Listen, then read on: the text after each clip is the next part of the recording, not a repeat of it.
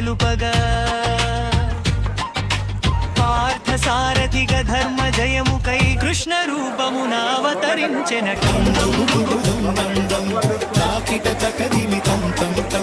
సరిగమ పదని సదం దం దం సనిదప మగరి సతం తం తం.